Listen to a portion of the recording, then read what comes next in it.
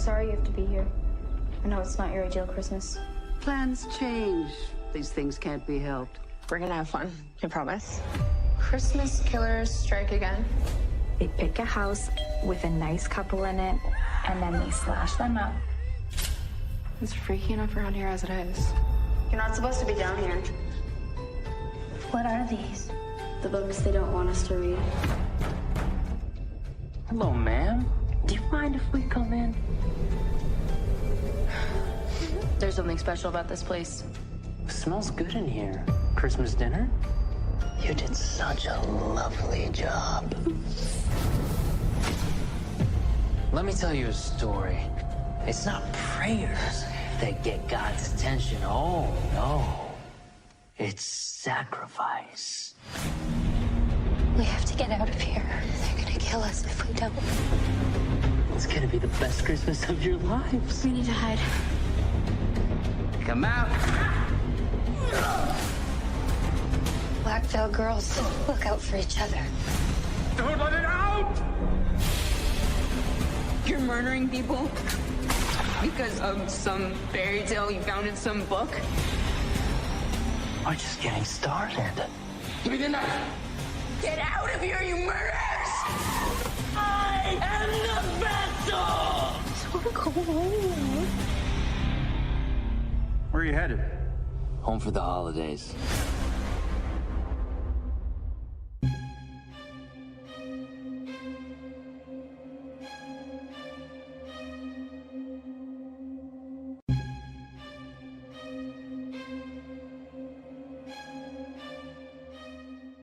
Hello, everybody. Welcome to the latest episode of Fresh Cuts. This is Mike. Joining me, as always, it's Mr. Venom. What's up, Venom? Greetings and salutations, demons posing as humans. I hope we have a few of those chiming in, listening to us this week. I mean, it's Christmas. Come on, what do demons have better to do right now? Anyway, I'm doing pretty well, Mike. How the hell are you doing? I'm doing well. It's getting chilly up here. We're in December. Chilly? It's actually pretty cold up here in NorCal. Oh, it's freezing here too, but my definition of freezing tends to differ from most people. Like, it was 72 today, and I was basically shivering all day. I hate temperate weather. I need my heat, man. That's probably why I'm on a show called No More Room in Hell, because I'm taking up all the room. Yeah, you're a good maybe 10 to 12 degrees warmer down there than us right now. Yeah. All right. Also with us, it's Dawn and Nelly. What's up, Dawn? Hey, what's going on? Always happy to be here. Dawn, you recently celebrated a birthday where you got to see Godzilla -1, and Yep. it sounded like I listened to the Creature Conference episode today, and it was well enjoyed by all. I'm really not surprised because it's pretty much been universally loved. So it would have been a real shock if like one of you would have been like, you know what, I didn't like it. All right. Well, unfortunately, that's not the movie we're talking about tonight. And that's nothing about, that's not even like a comment on what we happen to be talking about. Just that's just to say Godzilla -1's really, really good. And that's all. But tonight we are talking about a movie that hit Shudder last week called The Sacrifice Game. And I will take the synopsis off IMDb.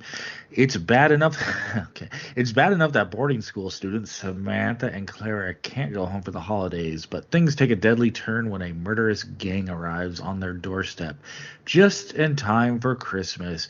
Yes, this is kind of one of those like Christmas-y movies. Like, you know, I wouldn't say the holidays necessarily central to the plot, but it does take place during the holidays. So I guess if people are looking for new stuff that's Christmas related, they can throw this one on. But what did we actually think about the movie? Let's find out with our general thoughts. So Venom, I'll kick it to you. What were your thoughts on The Sacrifice Game? Well, when I read the synopsis that you just read, I wasn't really expecting too much. I enjoy home invasion movies, but for the most part, you know, they're kind of cut and dry. There's very rarely anything too special happening in a home invasion film, and this one kind of opens up the way you would expect it to as a home invasion film, maybe a little bit more brutal than you would expect. But within about 15-20 minutes of the film's open, I was completely on board. I gotta say, this movie was a pleasant surprise for me. I was definitely shocked at how much I enjoyed this. I actually really did like it. And anybody who knows me knows multiple things about me. Like, I am a very vindictive and petty person. So once you actually watch this movie, you'll understand probably why I enjoyed it so much. I also am a big, I'm a big fan, or should I say a big hater of people who just do terrible things in horror movies. And I feel like this movie's filled with people making the best decisions they possibly can.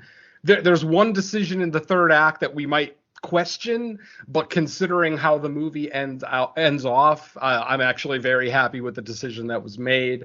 I thought this was a very satisfying ending. I walked away from this film basically having just a really good time. Like I said, some likable characters throughout. Nothing that's going to break the mold. I'm not saying this movie is a top 10 candidate by any stretch, but it's surprisingly good. You've got some good, nasty antagonists in here. You've got some good, nasty kills. In the sense, I mean, the kills aren't ultra gory, but they're very visceral in the sense that they're very abrupt and very realistic. I mean, there's no cutaways in this movie. This director was definitely not scared to, show people getting their throats slits or, getting, knifed in the neck or whatever the case may be. And I appreciate that for it. Some people might look at a movie like this and maybe call it mean-spirited. I wouldn't go that far necessarily. I had a bloody good time with it.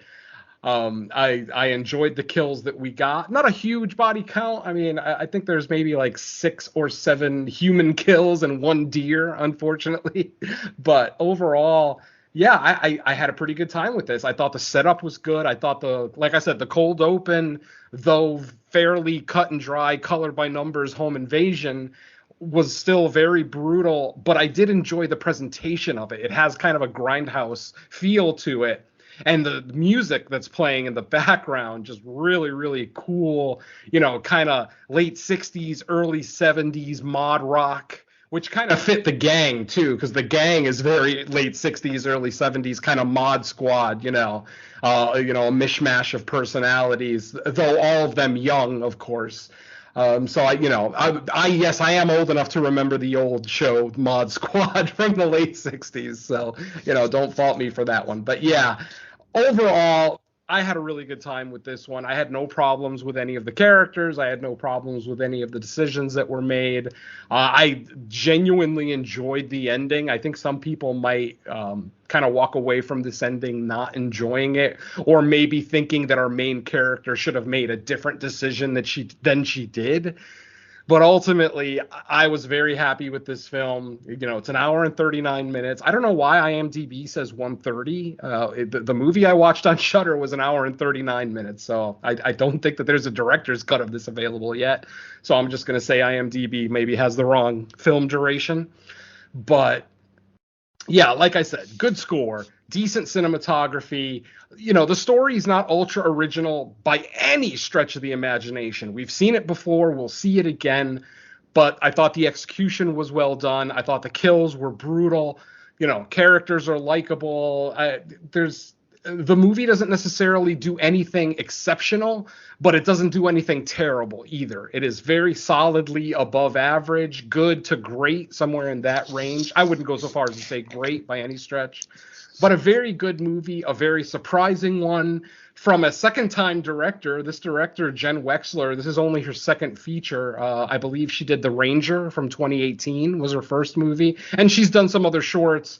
I think she did a segment in ABC's of Death 2, stuff like that. I know she's a producer as well, so I was very happy with this film. I thought Jen did a very good job. She's also credited as a writer on this one, too, so... I do like writer-directors when they can kind of control the project that they're working on more closely. And I think this project benefited from that. Like I said, just a very well-told story with a lot of likable people, some good kills. Plot holes, yes, there are plot holes. The movie leaves you with some questions that we'll talk about after we get through our walkthrough. But there are definitely some holes in our demon story, if you will. But nothing that would detriment the enjoyment of the film, at least for me. So, like I said, I'm just gonna cut it off here and say I did really enjoy this one. This was a pleasant surprise, especially at the end of the year when we don't often get like a lot of really quality horror. In the month of December, we've gotten Godzilla -1 and now the Sacrifice Game. So I am very happy with December 2023 thus far. And I would recommend this film. I mean, it's on Shudder. So if you already have a subscription or access to one, it's not going to cost you anything. It's a quick watch. Like I said, it gets right to the action with a great cold open. So yeah, I would recommend this one. Go ahead and check it out if you're a fan of slashers or home invasion slashers, things like that. If you're a fan of movies like that have a slight supernatural turn, I would highly recommend this one. So yeah, overall, really good time. Not quite upper echelon of 2023, but I highly recommend to check this one out. That's it for now. All right, I'll swing it over to Don. What were your thoughts on the Sacrifice Game? Yeah, I'm pretty close. Maybe just a notch or two below, but overall, I had enough fun with it that I do think it's maybe not like an essential watch, but I mean we've covered much worse on the show, so yeah, I'm definitely on board with a lot of what he said. The central setup is really intriguing. I like the way that it turns from home invasion to a this weird satanic cult kind of a trying not to spoil too much here. I mean, satanic cult could probably be considered a spoiler, but I mean, it turns away from what you would think as a home invasion, which is thankfully not a home. I was kind of surprised at that it's a home invasion on a boarding school, which is a pretty intriguing twist. I like a lot of what goes on here. The killers are I don't want to say that they're as good as Venom said. There are times where I had issues with some of them. Some of the times where decision making, or not necessarily like decision making for the characters, but decision making in the creative process was kind of all over the place and kind of lacking a little. But overall, I think they're worthwhile enough to carry a film like this. But yeah, some of the plot holes in this are really, really obvious. And I think the main one here, and I'm not going to say too much about it, but I think the main twist and what that does to the film itself just leaves so many questions that it's kind of hard to take the film at face value, knowing that the twist is what it is, because it seems more of a, well, haha, gotcha kind of a thing, rather than something that's integrated well into the story. So, I mean, yeah, not really going to spoil that, but yeah, overall, it was a fun time. Brutal kills, a nice little mean streak that's, really appreciated. Holiday horror is kind of a stretch. I mean, it could probably take place on July 31st, and I couldn't tell you much difference in what goes on. Or, yeah, I mean, setting it on any kind of, special dates really gonna change the film all that much. But yeah, overall, not an essential watch, but I mean, if you feel you've caught up with the year, or the stuff that's considered heavy hitters and still need something to pad out your December watches, you can do worse than this. I mean, we've covered much, much worse than this. I hope that Jen doesn't take 5 years to direct a movie, because I actually really enjoyed The Ranger. I thought that one was a pretty fun little indie slasher. Yeah, that one was really fun, and I really kind of like that one. So I'm glad to see that she's returns. So yeah, don't take 5 years anymore. Yeah. But yeah, I mean, I can't say much just because I kind of want to go a little further, but that's spoiler detail. So, like Venom said, I'll just cut it off here, and I guess that will be all for now. All right. So my thoughts are about aligned with what you guys had to say. I was a little worried at the setup that we were going to get like our standard kind of home invasion at a, well, obviously not at a home, but that kind of setup. But luckily, it kind of bended the genre and included other genres in it, which I appreciate. I actually think like the story and the is a strength of it. You obviously get some like tropes, where there's a team of people coming in, certain characters' motivations are different than others, and that leads to, certain happenings down the road in the movie. I think, to Don's point, yeah, it's not like, even though it takes place during the Christmas holiday, Christmas doesn't really play into it, other than the fact that it just gives them a convenient excuse as to why there's a couple students there, which they get into in the movie, and like why for the most part the rest of the school's not there. Yeah, I'm saying, I mean, you can probably do this at Easter break or leaving for the summer, and you can probably get the same kind of a story. Yeah, that's true. But for the most part, I did like the movie.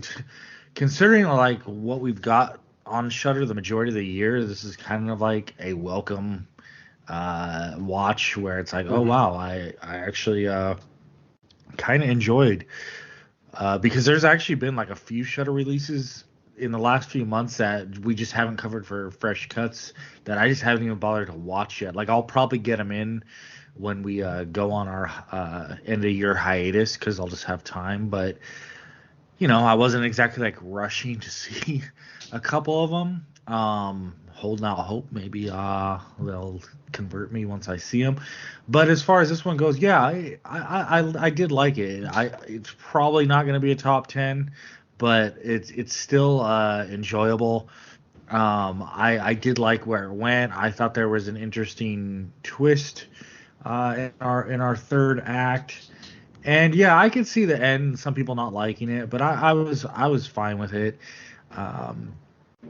What else can I say? There was some good gore that happens at a certain point in the movie, and what else can I say that you guys haven't already said? I kind of like these movies where more things about your antagonist develop throughout the movie, because with these types of films, there always seems like at the beginning like there's a cohesive plan, but when the circumstances happen, then plans start unraveling, and you see like what kind of people they really are. And there's always like one in the group that seems like more evil than the other ones, or one that's there for different motivations that almost feels like they just want to get out of the situation at some point. So I always like seeing how those kind of twists and turns happen in the story, and I think for the most part it delivers on that. There's probably some plot holes that you could dissect in it if you wanted to, but overall at the end of it I was like, wow, an enjoyable Shudder release. Like, I guess as we're closing out 2023, that's about all you could ask for, given like what we've got mostly on Shudder this year. So yeah, I'll recommend it, especially if people are looking for like more 2023s at the end of the year. So I'll leave it at that and kick it back to you, Venom. Yeah, I wanted to kind of speak to Don's point about our antagonists in this film. When I said I liked them as antagonists, I didn't necessarily mean that they were like great at what they did. I liked them because they reminded me of the Firefly family, but cooler. And I'm using air quotes right now when I say cooler, because most horror fans are going to say the Fireflies are cooler. And I'm one of those. That's not a big deal. But what I mean by cooler is the early 70s aesthetic of these young people and how they're dressed and how they act. Like Like if you were in 1972 and you saw these four antagonists in the street, you'd say, oh, there's, some cool guys right there, some cool cats with their good looking chick, blah blah blah. Whereas if you saw the Fireflies on the street, you'd say, oh, there's a bunch of hillbillies or a bunch of rednecks. They're not the cool kids, in quotations. So I even have it in my notes that way, that these guys remind me of the Fireflies, but cooler, in quotes. But the reason I liked them is because they were just good pieces of shit. All four of them had their reasons to go through what they went through. Not good reasons, mind you, just reasons. And I do appreciate that, because a lot of movies will leave the psychosis of the antagonist kind of ambiguous or mysterious. Like, you just have to, like Michael Myers, you just have to accept that Michael Myers is crazy. There's no explanation, unless you watch a Rob Zombie movie, but we're not talking about that. So here, at least we get a tiny little bit of backstory for all four of our characters, and we understand a little bit why they've gone on the path that they've gone, aside from, the actual plan or the ritual that they're trying to pull off here. The other thing that kind of bothers me about this movie is its title. Do you guys think that the Sacrifice Game fits as a title for this movie? Like, no one actually plays a game.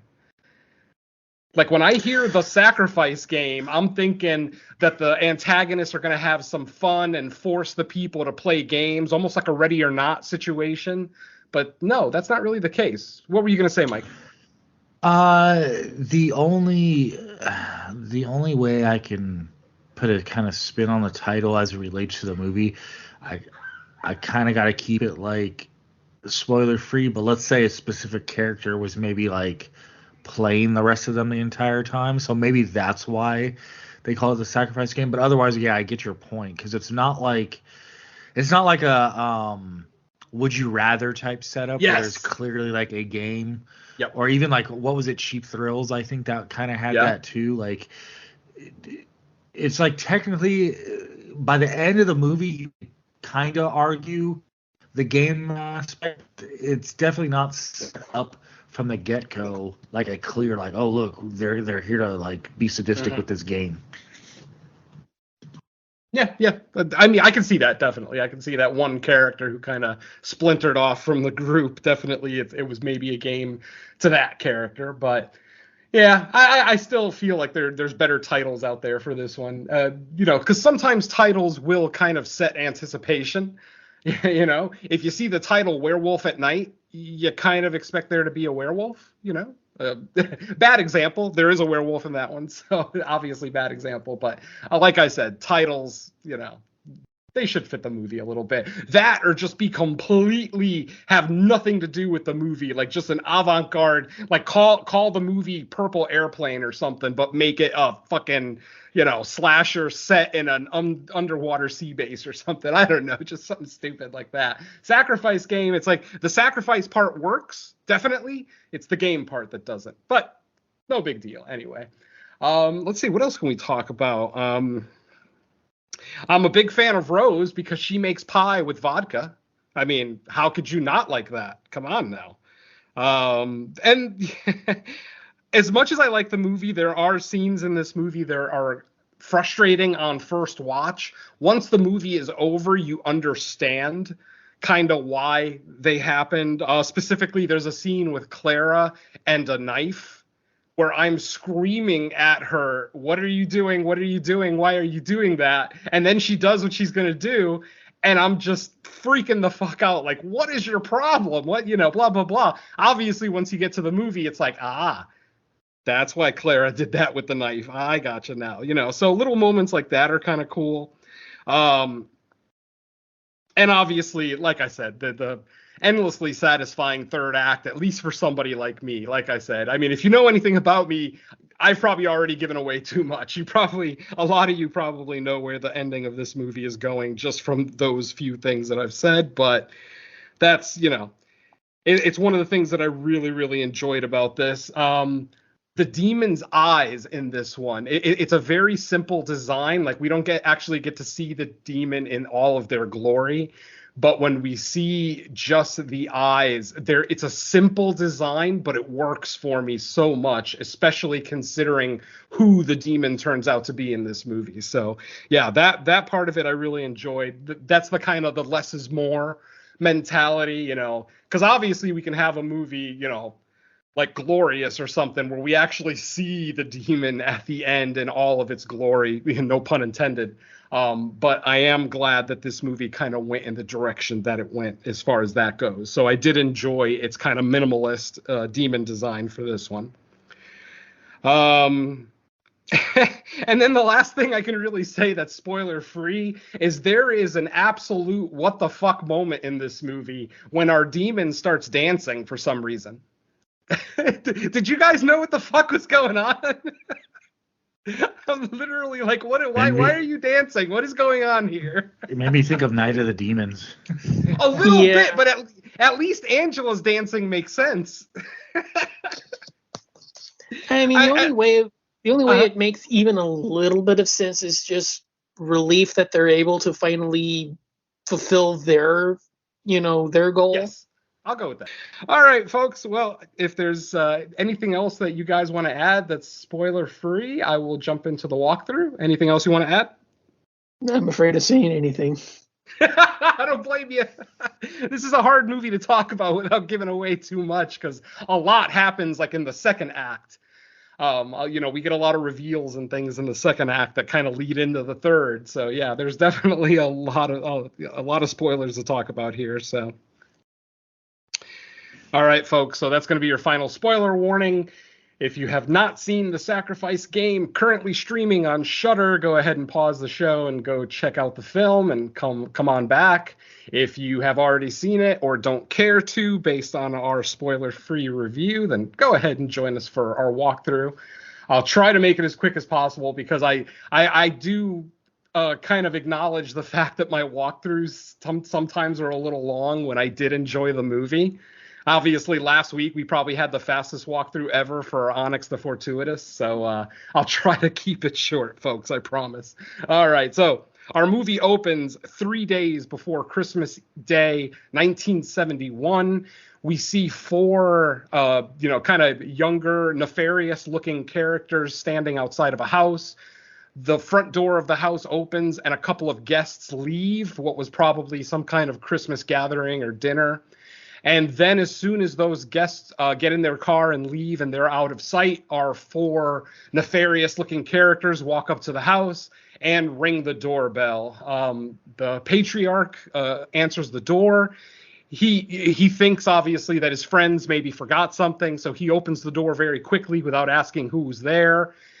He sees the four people that he doesn't recognize, and the leader of the group, Jude, unceremoniously just pulls out a knife and jams it right into this guy's throat. And there is no cut, my friends. We literally see the knife plunge in and get pulled out, and we see the blood start to pour out of his neck. He falls back into his house. The four, I hate to call them gang members, but let's just say criminals, home invaders. The four home invaders then proceed into the house. They find the wife. It's 3 men and 1 woman in the group, by the way. And 2 of the men grab the wife and throw her down on the kitchen table. Of course, I'm thinking that a rape scene is coming, which I absolutely abhor, even in horror films. Luckily, and we do not get a rape scene, thankfully. I can't believe I'm celebrating a murder, but I still feel like a murder is more dignified than a rape. Most women would possibly agree. Some probably wouldn't, but again, story for another podcast. They unceremoniously kill the wife, stabbing her in the heart with a knife. We then see them carving something into the wife's head, but they don't actually show us at this point what it is that they carved, what the symbol looks like. And that's the end of our cold open. After our opening credits, it is now 1 year later. It is a few days before Christmas, and we are at the Black Veil School for Girls. We see Rose, who is one of the teachers there, talking to some of her students. One of the students is named Clara. She's basically the quiet loner that everybody just kind of makes fun of. She kind of keeps to herself and draws in her notebook. And then we also are introduced to Samantha, a young girl of color, not necessarily one of the cool kids, but also not an outsider enough to necessarily be made fun of by the cool kids. She's just kind of one of those in-between kids. It is nearing Christmas Eve. They're talking about their Christmas break. Clara is basically saying that she's not going home for Christmas. She never goes home for Christmas. She always stays at the school. Keep that in the back of your head for a little while. Hey, Venom. Yes, sir. Regarding the cold open, I was kind of actually happy in looking back at it in retrospect that they didn't really tip their hand with like what this gang or crew was up to, because like nope. if you judge solely by the cold opening, I thought we had like another like Strangers type movie on our hands. Exactly. That was my immediate thought after that. I was like, okay, is this going to be like that type of movie? And then obviously once we get further in, it's like, oh no, there's a lot more to what they're actually doing, which I kind of breathed a sigh of relief that it wasn't just merely going to be like, oh look, we're randomly going around just invading and murdering, you know? Definitely. Yeah, the cold open definitely makes it seem like it's going to be the Strangers, but with personalities. Because obviously the three killers and the Strangers barely speak in the movie, in either of the movies. But in this one, you know, all four of these antagonists are very vocal, very in your face. Like I said, very much more like the Fireflies than, say, the Strangers. So anyway, after meeting Samantha, she ends up getting a phone call from her father telling her that he's not going to be able to take her home for Christmas. I don't know what kind of father suddenly can't come and get his only daughter, who, by the way, Samantha's mother passed away in a car accident, you know, before the film began, obviously. So her father's the only parent that she has. It doesn't seem like she has any siblings. At least they don't mention any in the film.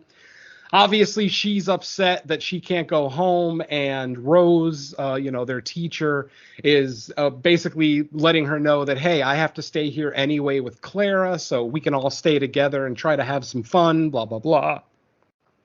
Samantha obviously isn't happy anyway. So it is now the last day before Christmas break. And Jim, kind of the handyman for the school, is taking all the girls to, I don't know if he's taking them to a train station or a bus station. I mean, it's 1972 at this point. So, conceivably it could be either one, but he doesn't have a bus or anything to drive. He's literally just taking multiple trips in his car with students and teachers and the headmistress, everything else.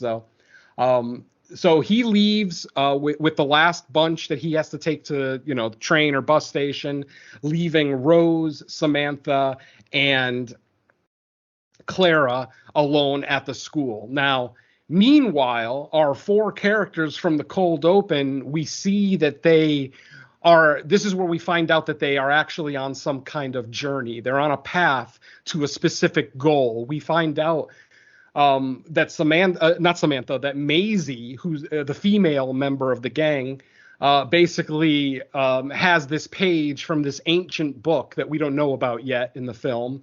And it's basically giving them instructions on how to summon a demon. So this is their ultimate goal. They are trying to summon a demon because, from their beliefs, from Maisie and Jude being kind of the leader, the de facto leader of the gang, only because he's the most vocal and the most psychotic. He's definitely the Otis Firefly of the bunch. Basically, they think that they're going to be able to summon a demon and that they'll be able to control the demon and that the demon will grant them powers and abilities, blah, blah, blah, blah, blah. The same thing that people have thought for centuries when summoning demons. Personally, I don't understand why anybody would ever trust a demon. Like, do you actually think that a few words are going to control the demon and that it's not going to turn on you and just cut you in half as soon as it's pissed off with you? I don't know, whatever. People are way more trusting in demons than I am, and I'm the fucking Satanist. Anyway, at this point, our home invaders are on their way to somewhere. We don't know where. They end up getting into a car accident and hitting a deer in the road, completely killing the deer. While they're on the road trying to move the deer's body, a police officer shows up. Oh, by the way, I did forget to mention that these 4 killers are they do have notoriety in the town. They are known as the Christmas Killers because apparently they've been doing. We don't know how long they've been doing this, but obviously they've been doing it at least since last Christmas. And now this Christmas, there have already been a series of murders that are talked about in the newspaper or on a newsreel or whatever. Like we see a newspaper clipping of it. So these people are known. It's not like they're just a bunch of nobodies. Like at this point, authorities know who they are, or maybe don't know their identities, but know that, you know, there are 4 accomplices going around killing people at Christmas time in their homes. So like I said, as they're moving the dead deer out of the road, a police officer shows up, and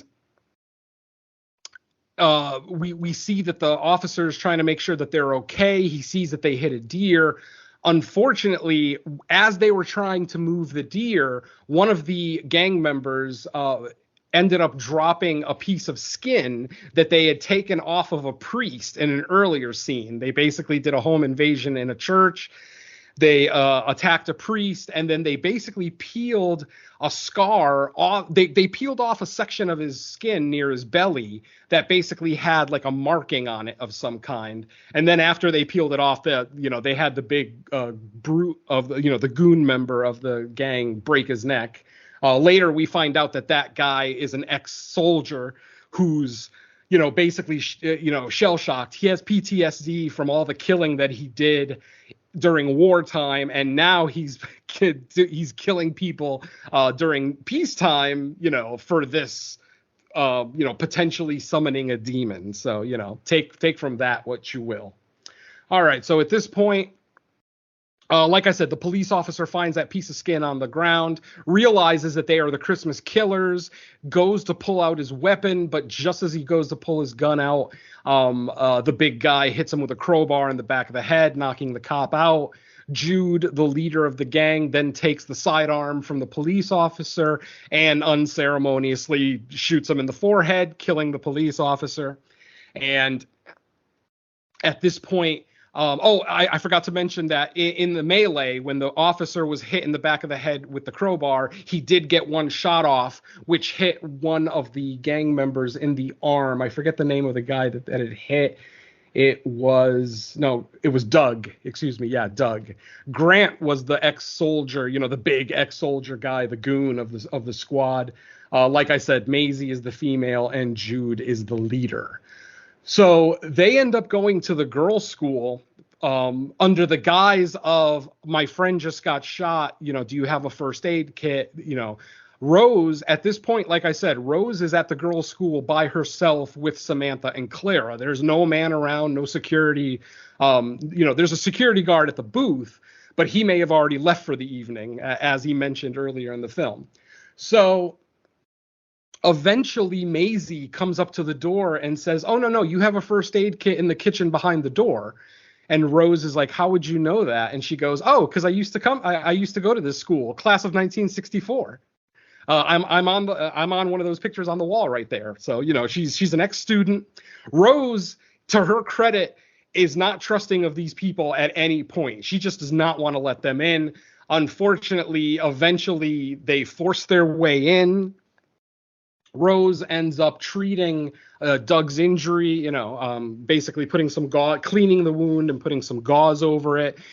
At that point, after the wound is cleaned and bandaged, she asks them to leave, and they basically tell her, no, I don't think we're going to leave. I think we're going to stay. We actually have something here to do. And, obviously, as a viewer watching this the first time, you think that it was just happenstance that they hit that deer right near the school and then got shot and go to the school. But no, as it turns out, that was their destination. They were actually going to the school. Why, you may ask, were they going to the school? Because that's what the piece of paper, the ancient parchment that Maisie was carrying, said they had to do. They had to basically kill all these people, collect the blood of the innocent, as stated in that piece of paper, and then they had to go back to the school to perform one last ritual, and then they would be able to summon the demon and make their wish. Unfortunately, Maisie ripped the page out of a book that was at the school. Actually, when she was at the school, she was also a little bit of a loner, and she discovered that the school had secret books on like witchcraft and demonology and things like that, books that the girls weren't supposed to know were there. She obviously found one. The school, superintendent realized what she was trying to do and kicked her out of the school, but she was able to rip that one page out of that book before she got kicked out. So now we know why our antagonists are here. At this point, Jim, the handyman that I mentioned earlier, comes back from his final run of, taking people to the train or bus station. I also forgot to mention that Jim and Rose do have a relationship. They are together, officially together. And when Jim gets back to the school, we see that he has an engagement ring in his hand. And so obviously he is planning on a Christmas proposal to Rose. Unfortunately, when he gets there, he's met by Grant, and Grant knocks him out with the crowbar. Grant really loves this crowbar. He uses it like 3 times in the movie. So, yeah, it must be his favorite weapon. After Jim is knocked out, Jude is then able to round up Rose, Samantha, and Clara, who all kind of, I wouldn't say escaped, but they were able to get out of their situation with the gang members. But they didn't leave the building. They basically just hid in the building. Eventually, all the gang members found them, collected them all up, and then tied them up at the dinner table. And then comes the dinner scene that we get in every great group of psychos movie. It is Christmas dinner, of course. The dinner, of course, was meant for Jim, Rose, and the 2 girls that stayed behind. But they're tied up and gagged at the dinner table, so our antagonists are basically just eating their meal in front of them. They fuck with them a little bit, obviously, making Rose eat without using her hands and just like little ticky-tack shit like that. Eventually, this is where we find out that Jude and the gang are absolutely going to kill these 3 women. With Jim, the 4 people there. When Grant knocked out Jim outside, the engagement ring fell out of his pocket, and Grant picked it up and gave it to Jude. Jude realizes that, Jim was going to propose to Rose tonight. So what he ends up doing is, while Jim is still tied up, his hands and mouth are still gagged, he has him kneel in front of Rose, and then he pulls out the ring. And then he says the words for Jim, because like I said, Jim is still gagged here. And he basically says, "Oh, Rose, I love you so much. I've been waiting for a special moment to do this." And he basically tells the guy, I'm going to cut your arms loose so that you can, hand her the ring. If you try anything, I will slit your throat. And wouldn't you know it, as soon as Jude cuts Jim's hands free, Jim takes a swing at Jude. Jude ducks under it and ducks under the punch. When Jim, turns around, Jude grabs him and does exactly what he said he was going to do. He slits his throat right in front of Rose, like literally right at her feet. Jim's throat is slit and he's just bleeding out in front of her and basically passes away, obviously. Lord knows what that would do to a person, but yeah. So Jim is now gone. At this point, like I said, the antagonists let them know what their plan is, that they're going to summon a demon, blah, blah, blah. And then, there's some more cat and mouse and chase sequences and blah, blah, blah that I'll skip over. We get to the ritual scene now. At this point, after dinner, they go to the main room of the school, the main hall. They draw a symbol on the ground, something very familiar, not necessarily a pentagram or anything, but a circle with like a symbol, almost like the Blair Witch symbol, upside down, on the floor. And they pull Rose, the teacher, into the circle. Jude lets them know that, hey, I only need one of you. I only need the blood of one innocent. I don't need all 3 of you, but I'm probably still going to kill you all. Like, despite all his shortcomings, Jude at least is an honest guy. I'll give him credit for that. He says exactly what he's going to do with no bullshit and no sugarcoating. Yes, I am going to kill you. At this point, let's see. At this point, they pull Rose into the circle, like I said, and again, very brutally and abruptly, they stab her right in the heart. if you're a fan of stabbings, this is the movie for you. I'd say about 75% of the deaths in this movie are just straight stabbings, either in the chest or in the neck, whatever the case may be. So yeah, if you like your knives, this is the movie for you. So anyway, they stab Rose. She bleeds out within the circle. At the exact moment that Rose gets stabbed, we see all the lights in the school kind of flicker, and we hear like a weird, like thunderous noise, like in the halls. And so they think, the gang members think, okay, it's working. The demon is here. It's gonna come here and it's gonna grant us our wish. But after Rose is on the ground dead, nothing happens. Like all four of our antagonists are just sitting there like, what's going on? Is something supposed to happen? At this point, Maisie decides, okay, maybe we missed something that's not on this page. Let me go down to the basement and find that book. Of course, she finds it. And when she reads the adjacent page to the one that she ripped out, she realizes that there's still one more step left in the ritual. And it's not the blood of the innocent, it's the blood of the guilty. But she doesn't really know what that means. She's like, oh, wait a minute, the blood of the guilty, she's not ultra intelligent. Nobody in the gang is ultra intelligent by any stretch of the imagination. Maisie being the smartest one, and she's still not very bright. So she realizes that she missed a step, and she tells that to Jude, and Jude kind of snaps on her, basically says, no, you're wrong. The demon is here. I feel the demon. The demon is inside of me. This guy is so deluded and psychotic that he actually thinks the demon is inside of him.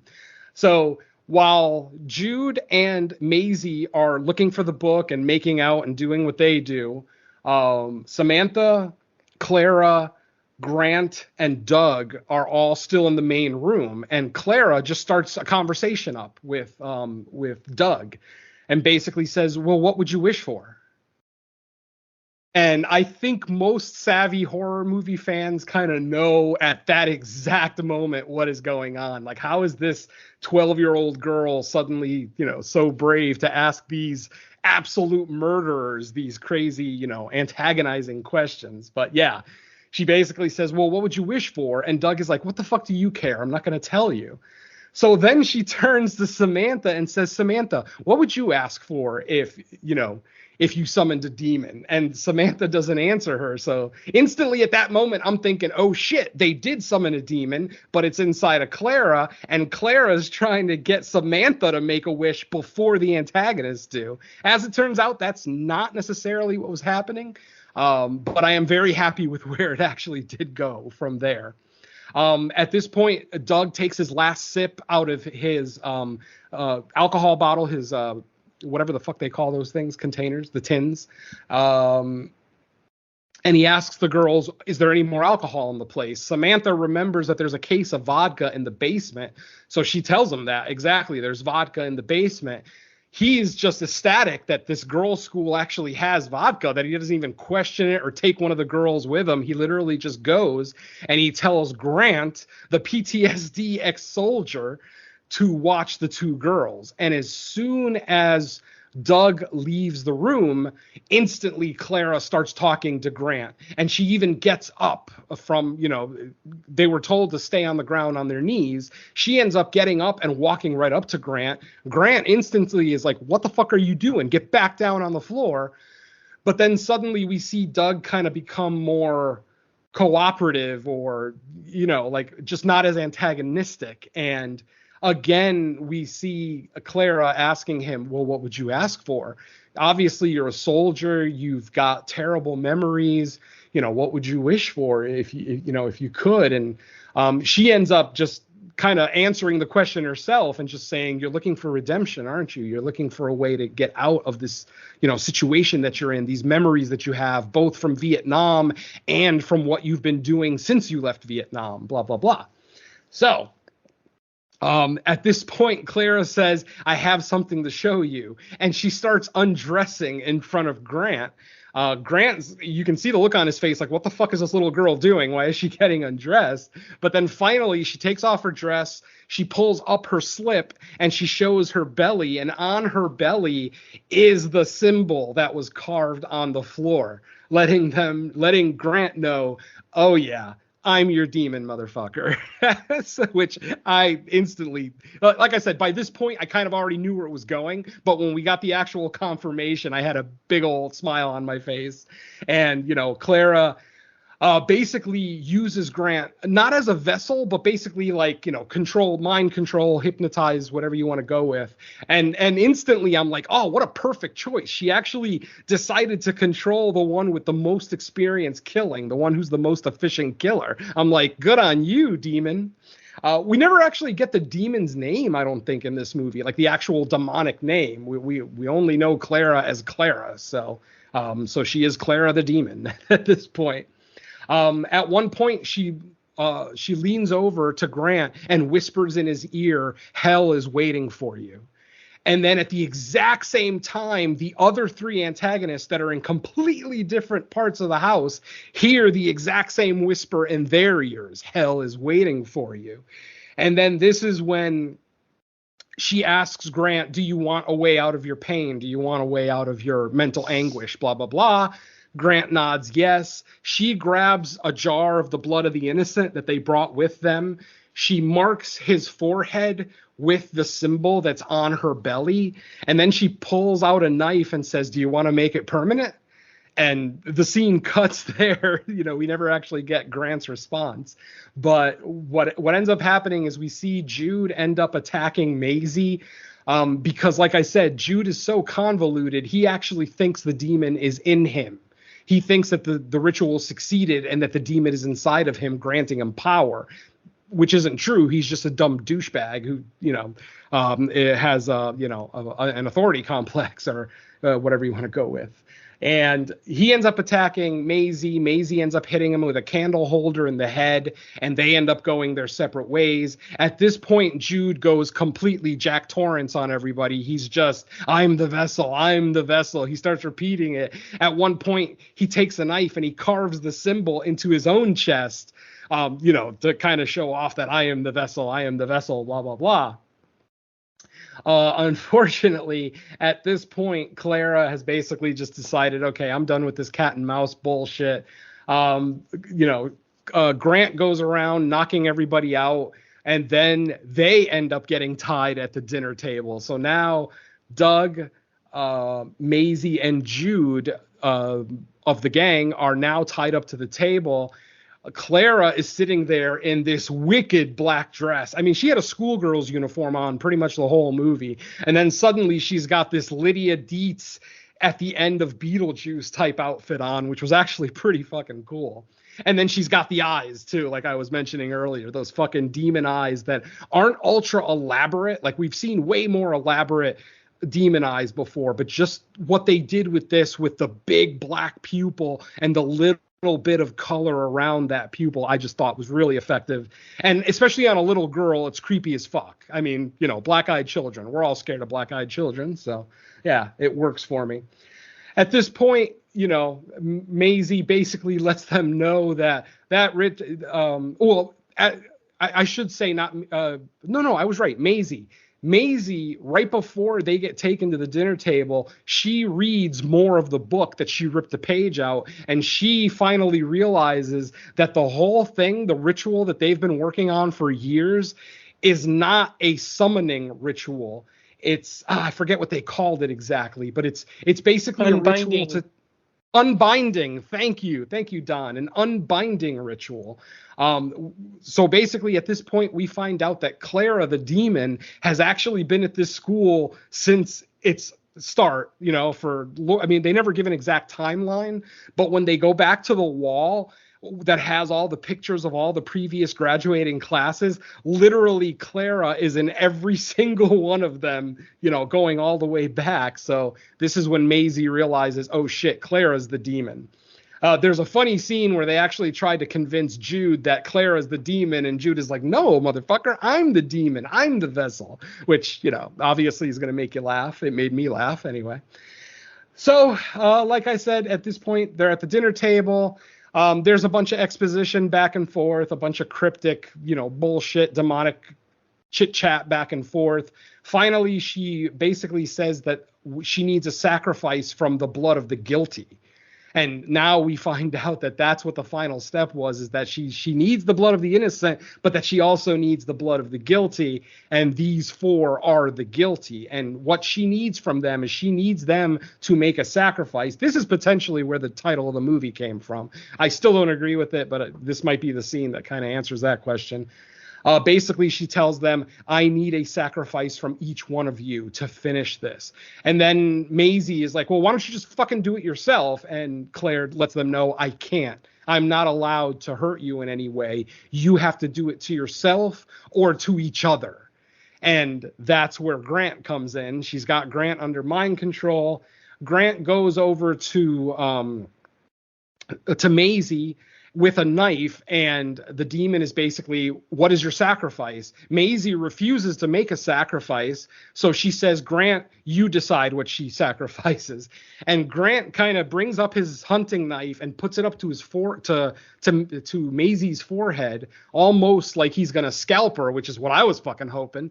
But no, he basically just cuts her hair off, cuts like a large amount of her long blonde hair off and puts it on the table. And that apparently that seems to appease the demon. And then she says, okay, Grant, it's your turn. What is your sacrifice? Grant takes the knife, cuts his hand open, and bleeds, on the spot at the table where the hair is. And then it's Doug's turn. The demon says, okay, Doug, what is your sacrifice? And Doug's like, I don't want to sacrifice anything. And once the demon convinces him that you have no choice, he says, okay, I'll do the same sacrifice that Doug did, or that Grant did, excuse me. Which is basically cutting his own hand and letting blood fall on the table. The demon says, okay, that'll suffice, Grant, if you will. Instead of Grant cutting his hand in the palm like he did to himself, he takes Doug's hand, slams it on the dinner table, and cuts his 4 fingers fucking off. Which, of course, like I said, at this point in the movie, I am laughing my ass off and enjoying every second of it. My vindictive ass is cheering for this demon fucking left and right. So like I said, Doug now has his fingers cut off. He then the demon says, okay, Jude, it's your turn. And Jude is still saying, I'm the vessel. You can't be the demon. I'm the demon. And, of course, the real demon just laughs at him like, are you serious, dude? Do you not see what's happening? Eventually, Grant walks up to him. The demon says, what is your sacrifice? Jude says, fuck you. And the demon looks at Grant and says, Grant, I don't think Jude is listening to us. At this point, Grant takes his knife and slices Jude's left ear off. Very Reservoir Dogs, if you will. Except this time we actually get to see it. This is where you start to see a little bit of the CG wounds. Like, there are, on second watch, I did notice that some of the stabs are CG. Luckily, they're not as blatant on first watch, but on second watch, it's more obvious. But with the ear cutting, it's incredibly obvious that it's CG. And the wound almost looks like it's not steady on his head, like it's almost like floating there. So, yeah, kind of shitty CGI, but, I'll allow it since the rest of the movie is so damn good. At this point, all 4 of the people have made their sacrifice, and it is now time for them to die. They need to die so that the demon can now leave this building and be free to do whatever the fuck it is that demons do. So Grant goes up to Doug, stabs him right in the heart, or not in the heart, on the other side of the chest, actually, opposite of the heart, pulls out the knife and just lets him sit there and bleed. Then he walks over to Jude. Jude, he actually stabs in the heart with the knife, pulls the knife out, lets Jude bleed out. Then he walks over to Maisie, and Maisie starts doing that shit where she starts talking to him and trying to get him to snap out of his hypnosis, where she's like, oh, Grant, stop. Now that Jude and Doug are dead, we can go on and we can be together and we can do whatever the fuck we want. We can get out of here. Just untie me and get out of here. At the same time, the demon is talking to him about, she doesn't care about you. She's been using you the whole time. She was never, ever going to be with you. Both women are basically yelling at him at the same time. And Grant finally just says, shut up, just tells everyone to shut the fuck up. And he just takes the knife and plunges it into his own neck. Yes, another neck stabbing. Plunges it into his own neck, pulls the blade out, and then just kind of bleeds out and falls onto the floor. Now, this leaves a little bit of a situation because obviously Clara the demon can't actively kill Maisie herself, but Maisie is still alive. She's the last one left alive. She's the last piece of the puzzle to fall. At this point, I forgot to mention that before the dinner scene, Samantha did escape the house. She actually did get out of the house. I'm so sorry, folks. You're probably wondering the whole time what the hell happened to Samantha. Samantha did end up getting out of the house. She gets to the guard station and she calls the police, lets them know what's going on. To the filmmaker's credit, the police, don't think that this is a prank. And I mean, they ask her, are you serious? When she first says what's going on, that the Christmas killers are here at the Black Veil School for Girls. But then they do end up believing her and they end up sending some units out. So at this point, Samantha decides, I can't leave Clara back at the school. Samantha doesn't know that Clara is the demon. Samantha got out of the house before Clara kind of made her, big reveal, if you will. So Samantha leaves, but then she decides to have a heart. The one time that you want this kid to be selfish and just get the fuck out of there, she ends up feeling bad for Clara.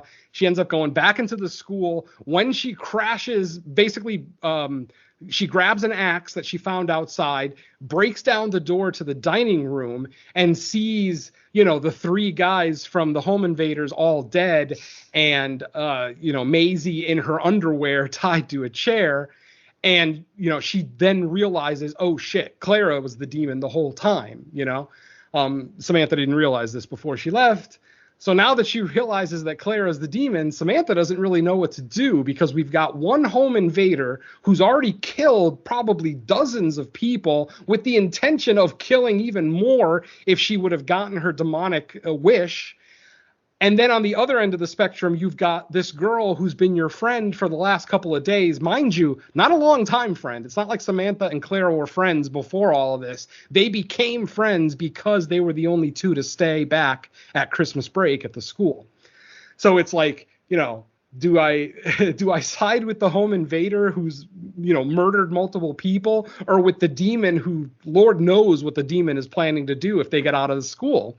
They end up having a little back and forth, and the demon finally is able to convince Samantha, that they're friends and that, what the home invaders did was way worse, killing innocent people, whereas Clara hasn't killed anyone innocent, just the home invaders. So what ends up happening is just as the cops are, you hear the sirens in the distance. They're starting to approach the school. The front door magically opens, the one that Clara the demon was kind of forcing closed.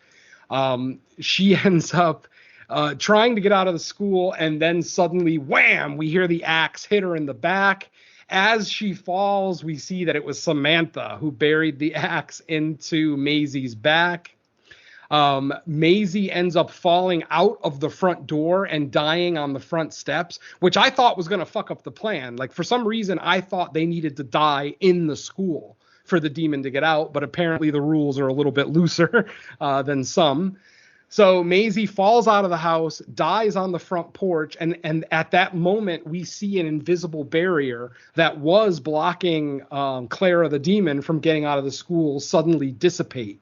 And now Clara walks out of the school and she's out for the first time in Lord knows how long. I mean, she talks about, like I said, they never give us a timeline of how long she's been stuck in there, but she definitely makes it seem like she's been in there, maybe 100 or more years. Once outside, Samantha obviously doesn't have anyone in her life. She doesn't want to see Clara go, even though, she even asks, so are you going to stay or are you going to leave? And of course, Clara's not going to stay. I've been trapped in this school forever. I'm going to take off. But then just before Clara decides to leave, she turns to Samantha and says, do you want to come with me? And Samantha, like I said, she has a father that doesn't seem to care about her very much, that doesn't care about her enough to come get her at Christmas time. No siblings. Mom died in a car accident. So she says yes. She ends up leaving with Clara, and then the last shot of the movie is basically the police arriving to the school, and in the far distance we see Clara still in her badass black Lydia Dietz dress, and Samantha just together, and they end up holding hands, and the movie fades to black, and that is The Sacrifice Game 2023, my friends. Like I said, not anything that's going to break the mold, nothing that's going to go down as, one of the better horror movies of the year, but just for somebody like me, I was incredibly satisfied with it. We got 4, piece of shit antagonists who end up getting their comeuppance. By the time this movie was over, I was kind of surprised at how much I was cheering for the demon, because like I said, we have no idea what the demon's going to do. It's not like the demon said, I'm going to rain down fire on the earth or anything like that. She just wanted to get the fuck out of that school. And then we see them leave at the end, and that's it. So yeah, for me, endlessly satisfying. Definitely a well above average film for 2023. Nothing that's going to be top 10, a top 10 candidate, but a fun film, a satisfying film for those petty types like me who love to see antagonists kind of get their comeuppance in these kind of movies, especially bullying pieces of shit like these 4 who literally will just walk into your front door, stab you in the throat, and unceremoniously kill your wife. It was very satisfying to see them kind of get taken care of by this demon, and not even like a big old scary monstrous demon, but this little 12 to 13-year-old girl who's underdeveloped. I mean, like Samantha is the same age as her, but Samantha's like way taller. Whereas, like I said, Maisie is this little girl, but obviously she's not going to grow because she's a goddamn demon. And she's, basically she took the guise of this little girl. She does explain at one point in the film that, people were afraid of her and that they basically put a hex on her to keep her trapped in this building, but that she was trapped in the building long before it was a school, when it was something else. Then it became a school, and she needed to figure out a way to be able to kind of traverse the halls openly, without, too much suspicion. So she just made herself one of the students, and she's literally been Clara, the quiet, unassuming student for like the duration of this school. And one of the biggest plot holes that we were talking about earlier is the headmaster of this school. The headmaster of this school is old. She's an old woman. How did she not notice that Clara has never grown? Did she just get the job? Does Clara kill the headmistress every 3 years or so to not bring up suspicion? Like, they never address that. This girl is here. Yeah. Like, what the fuck? I thought it was like when you first see the wrinkle of, she's been in the pictures of all these like graduating classes. It's like, it's cool at first until you actually think about it, and you're like, well, wait a minute. If she's been there this whole time, no one kind of noticed that. Yeah, especially because it's out, and like they make it a big deal that this is like hidden in plain sight. But the thing is, it's hidden in plain sight. You can't realize that this one girl has the same hairdo in every single picture. Valid. Yeah, like I said, it's one of the biggest plot holes in the movie is just how did this girl not get noticed? How did no one notice that Clara's been there for this long? Blah, blah, blah. How has no one noticed that Clara never goes home at Christmas? I mean, Clara basically never leaves the building, which means she doesn't go home at summer. She doesn't go home during Easter, Christmas, Thanksgiving, and no one has questioned this. And obviously she could be an orphan. Yes, potentially she's an orphan, but you would still think that somebody at the school would have looked into Clara, would have been like, oh, how did her parents die? Or, where is she from? Does she have any siblings? Things like that.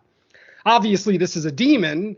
Maybe the demon created some fake files for itself at the school. I don't know. Like I said, there's so many unanswered questions about the basic plot of this film that it's best not to think about it. I'm not going to knock this movie because of the multiple plot holes in it, because overall I enjoyed it. I'm the kind of movie viewer that I like to see these kind of movies. We get the introduction of some, pieces of shit. This movie reminded me a lot of both Don't Blink movies, if you remember. You've got the home invaders invading the blind guy, but then it turns out he's a fucking badass ex-Marine. And it kind of makes for a very satisfying ending, because whoever wins, there's going to be less bad guys in the world. Whether it's the home invaders or the blind guy that wins, somebody's going to die removing some scum from the planet. So movies like that always make me happy to know that the world of that movie is in better shape at the end of the movie than it was before.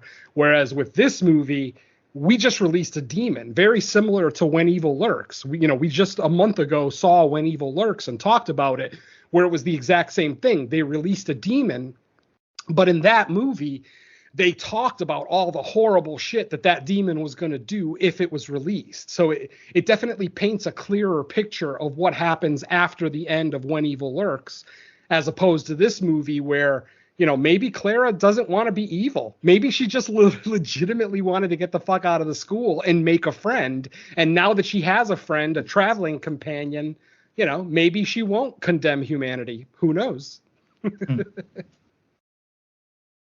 Maybe.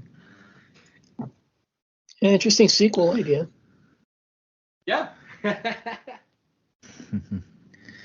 All right. Well, I think that's going to wrap up this episode and our discussion on the Sacrifice game. But before we get out, let's go find out what else everyone has going on. So, Venom, do you have any other new shows? Oh, yes, my friends. We have the show that Don, Derek, and myself have been waiting to record for over a year since we first heard about the release of this movie. And of course, we're talking about Godzilla -1, as Mike alluded to earlier in the show. We finally got a chance to talk about it. We recorded our episode this weekend. I turned it in last night, and promptly this morning it was uploaded, so it is available now. It is also available on YouTube, so just you can go ahead and just look up Creature Comforts Godzilla -1, and it should pop up. Depending on how you like to consume your podcast. So it is out there.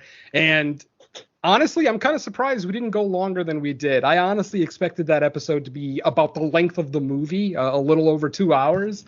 But since we decided to do a mildly spoiler-free review, we didn't really get into too many spoilers in the third act. We did allude to some of them, but we didn't really outright... Yeah, not doing the third act was kind of what killed that potential target. Exactly, yeah. So we ended up coming in just shy of an hour and 20 minutes, which is still kind of a long episode for us. But as Mike alluded to earlier, it's pretty obvious that, what we think of a movie like this. I mean, not only are kaiju fans praising this movie, just cinephiles in general, critics. I mean, this thing is a 96% on IMDb. Not since Godzilla versus Destoroyah have we seen those kind of Rotten Tomatoes scores for a Godzilla movie. So yeah, as we record this episode, Godzilla is still in the theater for 3 more days. You've got 3 more days to check it out. So I highly recommend to check it out. If you can see it in IMAX or Dolby, again, highly recommend. But regardless, this is the sheer definition of a big screen movie. This is a movie that needs to be experienced in a theater. Obviously, millions of us are going to enjoy it at home after it gets its home video release. But right now, this is a big movie in every sense of the word. It needs to be watched. And if you can see it in IMAX, my friends, please, please do.